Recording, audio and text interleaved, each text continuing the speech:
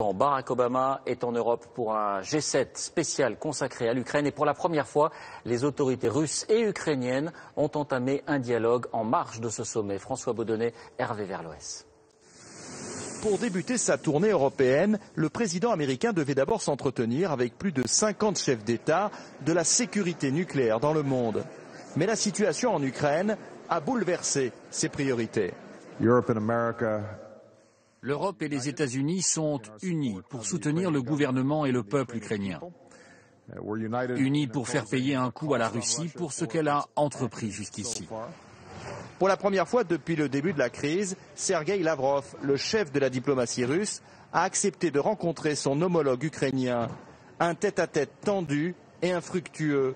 Et d'ailleurs, qu'importe pour lui si les membres du G7 décident, comme c'est probable, d'exclure la Russie du G8, ce ne sera pas, a-t-il dit, une tragédie.